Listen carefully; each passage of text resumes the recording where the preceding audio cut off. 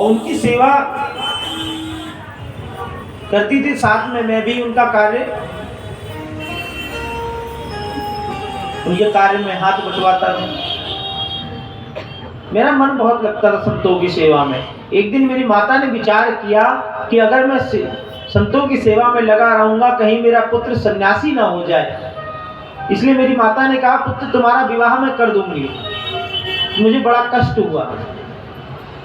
जब मुझे बड़ा कष्ट हुआ तो मैं संतों के पास में गया। मैंने कहा प्रभु कोई न कोई उपाय बतलाओ।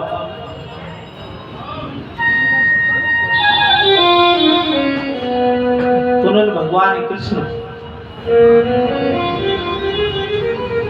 का बीज मंत्र प्रदान किया। निरंतर मैं उसी मंत्र का जाप करता रहता था। एक दिन मेरी माता सायंकाल के समय गाय दोहन के लिए गई, तभी उनका पैर एक सर्प पर पड़ गया, जिसके कारण सर्प ने डस लिया। मेरी माता स्वर्ग पधार गई।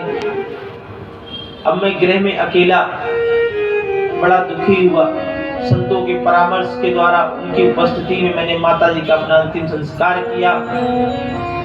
करने के पश्चात संत चतुर्मास पूर्ण हुआ तो चले गए। मैं गृह में अकेला, मैं भी वन को प्रस्थान कर गया। वहीं वन में बैठे बैठे भगवान का बीज मंत्र का जाप करता रहता था। एकाएक जाप करते करते मैं भगवान हरि मेरे हृदय में प्रकट हो गए। कभी कभी आप जब पूजन करते हैं तो मन में भाव आता है ना, एकदम भाव अच्छा लग गया, भगवान का दर्शन मैं कर रहा हूँ, एक एक भाव लग जाता है। या पूजन करते करते नेत्र से आंसू एकदम आ जाते, एकदम रोंगटे से खड़े हो जाते। तो ईश्वर अपनी सत्ता का होने का आभास आपको कराता है कि मैं हूँ, आप जिसका पूजन कर रहे हो मैं हूँ, आभास कराता है। तो मन में हृदय में भगवान का मैं झांकी का दर्शन कर ही रहा था। एकाएक वो झांकी हृदय से विहल हो गई। मैं बड़ा चिंतित हुआ, दुखी हुआ। तो आकाशवाणी हुई, अपरवक्ता हृदय में से रहे, अभी तुम अपरवक्ता हो, परिपक्व नहीं हो।